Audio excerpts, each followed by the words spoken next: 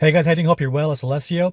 In this video, I'm going to be asking a very important question, which is, has the recession been canceled? In other words, has the recession, which we've been talking about now for several videos now, you guys probably know that I've been sending out a lot of videos, a lot of information about a potential recession happening, quite probably in the next 12 to 18 months. But the question I want to ask in this video is, have these warnings now been canceled? In other words, is it possible that a recession is not going to happen?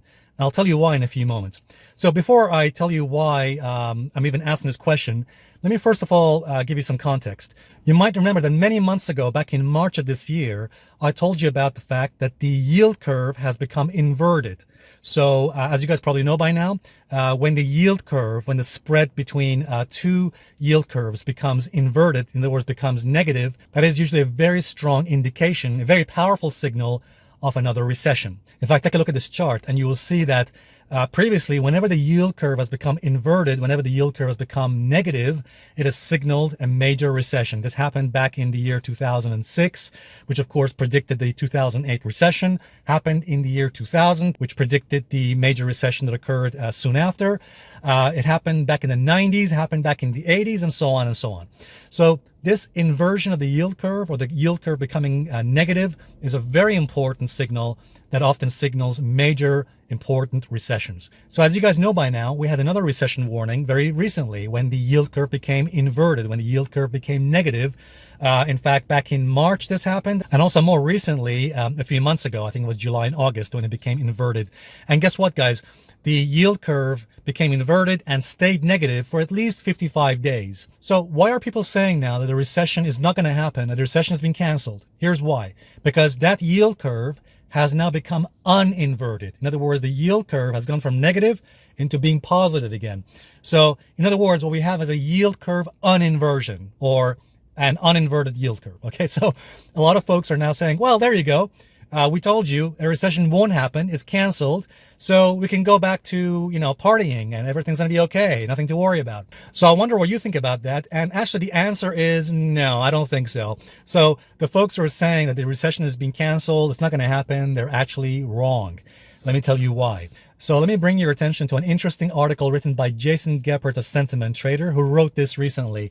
And Jason Geppert actually looks at statistics and market sentiment. So here's an interesting thing he wrote. He said that the most widely watched Treasury yield curve uninverted in recent days, triggering some calls that now the risk for stocks has declined, that the worst is over, but that is backwards, as the initial inversion usually isn't the trigger for trouble in stocks. That comes after the curve starts to normalize. Wow. And in fact, guys, Bloomberg wrote something very similar recently. Bloomberg said, this uninversion does not mean that the previous recession signal has been reversed. As Bloomberg says, this inversion has already persisted long enough to send a strongly negative signal about the economy.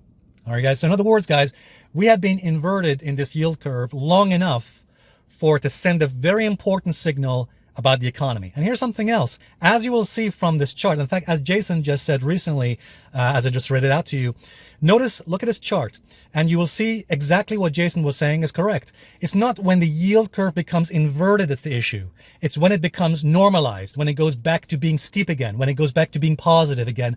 That's when the trouble actually begins to happen. Because as you will see here from previous occasions, from previous signals, notice that whenever the yield curve goes from being inverted to back being uninverted, whenever it goes back to being positive, it's only after the yield curve becomes normalized or becomes positive that the risk of a recession becomes imminent, becomes very dangerous. So you'll see that happen in the year 2006. It went to being inverted, then went back to being positive again, became uninverted, and the recession soon followed within the next 12 to 18 months. Happened in the year 2000. Inversion occurred, then became uninverted, and then the recession occurred soon afterwards. Then happened also in the 90s, happened in the 80s. So guys, the key thing is this. It's after the yield curve becomes uninverted, after the yield curve becomes positive, that the danger and the risk of a recession becomes highly imminent. All right. Now, we're not saying the recession is going to start straight away. No, that's not what we're saying. We're saying usually it follows about 12 to 18 months. By the way, there are a couple of more things I want to mention here. First thing is that there is a chance we might get a double dip inversion. Funny thing is, whenever I hear the words double dip, the first thing I think about is that episode of Seinfeld. There's a famous episode of Seinfeld where George Costanza goes to a party and he dips his chip into a dip. And then he dips it again, which, by the way, is a very disgusting thing to do. So bottom line is, guys, it's possible that we might get a double dip inversion. In other words, it's possible that the yield curve, just like back in 2006 and in the year 2000, we might get one dip, goes back up, and then another dip again below the yield curve. So in other words, a double dip. Double dipped? What are you talking about?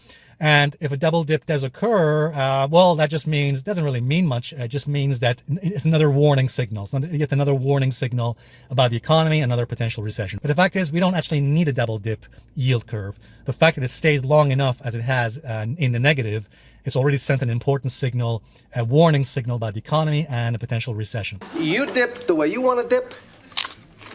I'll dip the way I want to dip. All right, guys, before I finish the video, I just want to say this. This week, I'm doing something very important, something which I would consider is, what's the word I'm looking for? Beautiful. Exactly, beautiful. Delicious. Delicious. Delicious? Yeah, why not? Let's go with delicious. So I'm doing something very delicious this week, which is that I'm doing a webinar on how to prepare for the next potential recession. All right, guys. So this is going to be a very important webinar. We're going to talk about ideas, methodologies on essentially what professionals do to essentially prepare for the next major recession. So go ahead and register. The link is right there for you in front, on that link. And I'll see you guys this Thursday at the webinar. Thanks very much, and I'll see you soon. Thanks a lot.